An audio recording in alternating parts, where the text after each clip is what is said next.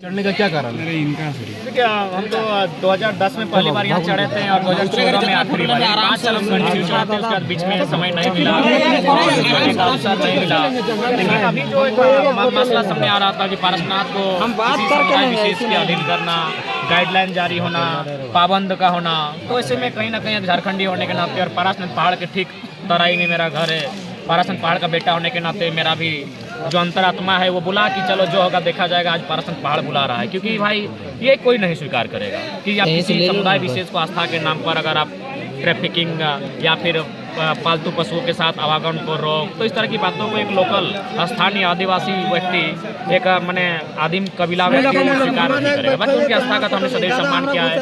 उनका परिसर है, उस परिसर को सुरक्षित रखे, वहाँ की कुछ फीचर में अनुशासन भोजन रखें, पवित्रता का पालन करें। लेकिन समस्त पहाड़ पर किसी भी प्रकार की पवित्रता के नाम पर अगर अतिक्रमण किया जाएगा, किसी को कब्जे में दिया जाएगा, ये स्वीकार नहीं होगा। पाबंद आप बात कर रहे हैं, पाबंद दिखा क्या कहीं पर भी? आप देखिए जो लेटर जारी हुआ है, आप लोग भी देखिए होंगे। आज आप यहाँ तक चढ़े, आज आपके लिए पाबंद दिखा? नहीं, आज नहीं दिखा, तो इसीलिए क्योंकि हम इसीलिए आए हैं कि भाई पाबंद होना ही नहीं है। अगर पाबंद होती तो क्या कुछ करते जाए? पाबंद होते हैं तो करते क्या? जो लोग पाबंद की बात कर रहे हैं उसको पारसनाथ पता नहीं है। हमको पता है 16,000 एकड़ में फैला पारसनाथ है, यहाँ 16,000 रास्ता है। पाबंद जैसा होने ही नहीं देंगे तो किस गली किस नली से निकलेंगे, किस पहाड़ से उछलते कूदते किस पत्थरों से चढ़कर निकलेंगे, ये किसी को पता नहीं है। चाहे जो हो जाए जो बिल्कुल हमारा है भाई, पारसनाथ पहाड़ हमारा है। हमने कभी कहा पारसनाथ पहाड़ मेरा है? हमने हमारा शब्द का प्रयोग किया है। और हमारा में आप भी आते हैं और उस समुदाय के लोग भी आते हैं और लोग भी आते हैं। हम ये कहते हैं कि पहला अधिकार भी हमारा है। उस दिन मधुबन में ज़्यादा शब्द आपको नहीं बोलने के लिए मिला, उसके बाद भी वो गति आप में दिखा बोलने का। देखिए मेरा मानना है कि कुछ लोग चाहते हैं कि मैंने झारखंड के जो सभी समुदाय के लोग एकजुट ना हो। आप देख सकते थे उस दिन मैक्सिमम समुदाय विशेष के ही लोग थे वहाँ भी। हम तो आए थे समर्थन के लिए आए थे। माना कि जब हमारी प्रवेश हुआ तो कुछ बच्चों ने नारा लगाया था, हमने उसके लिए क्षमा प्रार्थी भी किया कि भाई अगर ये किसी को, क्योंकि हम तो हमारे बस में नहीं है हर चीज़। लेकिन ये कतई उचित नहीं था कि आप एक तो हम आमंत्रित हैं, तो कहीं ना कहीं कुछ साजिशें चल रही थी और अंततः जो प्रशासन के अधिकारी, बड़ी अधिकारियों के माध्यम से हमें संबोधन करने का अवसर मिला। हम तो ये बोले अगर नहीं भी मिलेगा, समय नहीं है तो हमको कोई दिक्कत नहीं है। लेकिन मुझे लगता है कोई ना कोई ऐसी शक्ति कार्य कर रही है जो चाहती ही नहीं कि पारसनाथ के मुद्दे पर सब लोग एकजुट हो। अच्छा एक बात बताइए, अगर कोई समुदाय सिर्फ अपने समुदाय के लिए अगर पारसनाथ के लिए लड़ाई लड़ेगा तो क्या इस पारसनाथ पहाड़ में लगभग 30-35-40 गाँव आते हैं और लगभग नहीं करने से भी 1 दर्जन जातियाँ आती हैं, उनका भी यहाँ पर अधिकार है। लेकिन अगर 1 दर्जन में अगर एक ही समुदाय अगर कहेगा कि हम माने बाकी लोग को आने नहीं देंगे, बाकी लोग का सहयोग नहीं लेंगे, तो इससे कहीं ना कहीं हम लोग आपस में लोगों को बता रहे हैं कि हमें एकजुटता का अभाव है। तो हम तो एकजुटता के लिए आए थे। हम तो बोकारो में लगभग 10-15 हज़ार की भीड़ थी लोगों की। हाँ नर्रा, हम वहाँ से चल कर आए थे। हम 40 मिनट भाषण रखे, क्योंकि मेरा रिकॉर्ड है कम से कम 2.5 घंटा स्पीच देते हैं। हम तो 40 मिनट देकर आए थे। यहाँ मुझे बुलाया गया था कि भाई समर्थन के लिए, हम समर्थन के लिए आए थे और हमारे भी लोग थे, हमारे संगठन के लोग थे, हमारे भी समाज के लोग वहाँ उपस्थित थे, हमारी भी माताएं बहनें उपस्थित थी। लेकिन न जाने क्या षड्यंत्र था कि मैंने कोई लग रहा था कि जैसे हमको रोका जा रहा है। एक दादा अपने ये डायलॉग बहुत शानदार कहा था कि हमारे लोगों को नक्सली। हाँ सही कीजिएगा। हमने यही कहा कि आज देख सकते हैं, हम सर्वे कर लीजिए कि जो लोग गुजरात, महाराष्ट्र, राजस्थान से चल कर आए हैं, हमने हमारे ज़मीनों पर उन्होंने कंस्ट्रक्शन खड़ा करके उन्हें अरबपति बना दिया और हमारे लोगों को उन्होंने नक्सली बना दिया। हम नाम गिना दे रहे हैं, नाम तो बहुत सारे हैं। इसी बिहार में लगभग हमको लग रहा है 30-35 नक्सलियों के नाम आएंगे, लेकिन हम 4 का नाम याद रखे हैं। मिहिर बेसरा, किशुन हासदा, अजय महतो, संजय महतो, बस बगल में उनका गाँव है। यही पीरटान प्रखंड पड़ता है। क्या कसूर है? ना वही महाजनी प्रथा, क्या कसूर है? ना वही दमनकारी नीतियाँ, जंगल से बेदखल करना, गरीब गांव वालों पर शोषण करना, उनकी ज़मीनों को कब्जा करना, उन्हें शराब माने पिला के खिला के उनका अंगूठा लगा के ज़मीनों को हड़प लेना। उसी कारण आज वे आपकी नीतियों ने, आपकी गलत नीतियों के ने, आपके कब्जे की नीतियों ने हमारे बेटों को नक्सली बना दिया और आप अरबपति बन गए। हमने कोई गलत नहीं कहा है, हमने तर्क के साथ कहा है। और आज भी लहूलुहान होता है तो स्थानीय लोगों का लहू बहता है। किसी भी बताइए, किसी अन्य लोगों का यहाँ अगर एक बाल उखड़ा है, एक नाखून उखड़ा है, और आप देखिए इन्हीं पहाड़ों को बचाने के लिए, इसी ज़मीन को बचाने के लिए अंग्रेजों से हमने 150 लड़ाई लड़ी है। 150 लड़ाई लड़ी है। एक समय हम लोग 20,000 लोगों का जान गया है। चाहे आप सिद्धू कानू के नेतृत्व के विद्रोह की बात करें, या फिर आप चौहाड़ विद्रोह रघुनाथ महतो के नेतृत्व के विद्रोह की बात करें, या फिर आप सरायकेला गोलीकांड की बात करें, लगभग एक मूवमेंट में हम लोग 10,000 20,000 की संख्या में मारे गए। क्यों? ज़मीन बचाने के लिए। जंगल बचाने के लिए, इन झील झरनों को बचाने के लिए, तो भाई इनसे हमारा नाता है, हम मरना पसंद करेंगे, इनसे हमें कोई दूर नहीं कर सकता है। अब अभी जो आए ये क्या बोलते मधुबन के रास्ते में चढ़े, बड़ी बड़ी मंजिलें, बड़ी बड़ी मंदिरें बनाई गई हैं, वो ज़मीनें आप हमेशा कहते हैं कि CNT के, हाँ मैक्सिमम CNT ज़मीनें, और जहाँ तक हमने सर्वे किया हमने पाया कि अगर वहाँ जो ज़मीनें हैं घटवाल समाज की हैं, कुछ संथाल समाज की हैं, कुछ कुर्मी समाज की हैं, और कुछ SC वर्ग की हैं, और एक दो अन्य वर्गों की ज़मीनें हैं। तो ज़मीनें 100% यहाँ के लोकल्स की थी, लेकिन लोकल्स यहाँ कमज़ोर हैं, और जानबूझकर लोकल्स को यहाँ जानबूझकर, अगर हम इस कमजोरी की बात करेंगे तो इसके लिए हम फिर केंद्र पर जाएंगे, तो ये परास्त का मुद्दा कहीं और चला जाएगा, इसलिए हम वहाँ नहीं जाना चाहते हैं। लोकल्स को जानबूझकर कमजोर रखाया जाता है ताकि इनका उपयोग कर सके और इनका उपभोग कर सके। वास्तव में कहा जाए तो हम लोग एक वस्तु हैं, मानिए या ना मानिए, इस पूंजीवादी व्यवस्था में, इस बाजारवादी व्यवस्था में, इस साम्राज्यवादी व्यवस्था में जो आदिवासी, किसान, कामगार, आदिम लोग हैं, वो कहीं ना कहीं एक वस्तु के समान है। उनका एक वस्तु के तौर पर झाड़ू पोछा लगाने के लिए, गेटमैन बनाने के लिए, अपने घर की नौकरानी बनाने के लिए एक वस्तु के तौर पर हमारा प्रयोग आज भी किया जा रहा है। और जिनका यहाँ एक बित्ता जमीन नहीं है वो अरबपति बने हैं।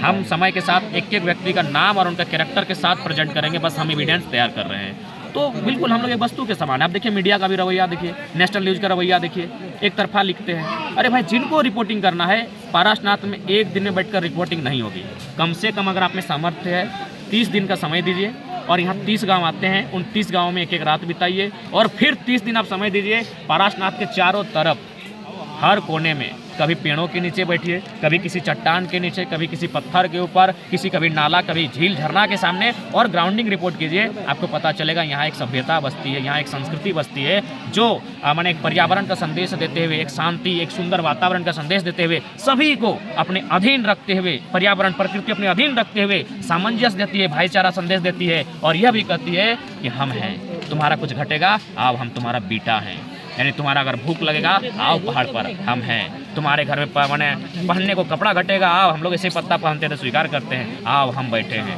यानी तुमको कुछ घटेगा, गरीब, किसान, कामगार, आदिवासी, आदिम लोगों को कुछ घटेगा, पहाड़ कहता है आओ हम हैं तुम्हारे लिए।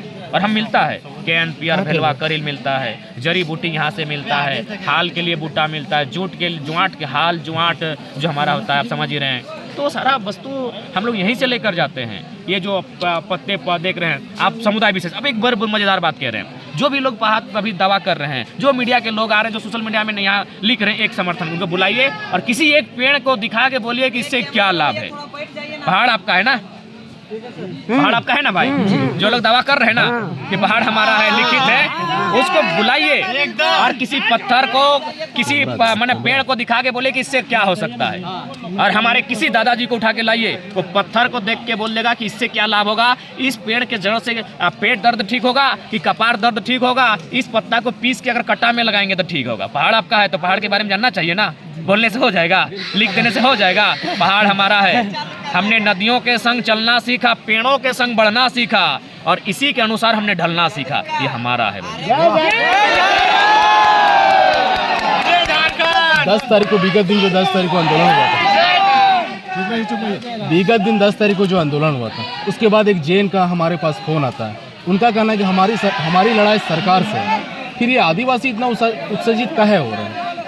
चूंकि वे डरे हैं, इसलिए डरे हैं। उनको कहिएगा कि आपके कम्युनिटी के लोग खुद कहते हैं अमित शाह हमारे रसूखदार व्यक्ति, और ये पूरा दुनिया जानती है कि जहाँ विधायक खरीदना है तो अमित शाह का रोल है, जहाँ सरकार गिरानी है तो अमित शाह का रोल होता है। भाई उतना बड़ा मास्टरमाइंड आपके समुदाय से आता है तो डर क्यों नहीं लगेगा? जो गृह मंत्रालय पर बैठा है वो कभी भी माने कोई काला कानून लाकर हमारे लिए माने रास्ता खत्म कर सकता है, तो हम डरे रहे।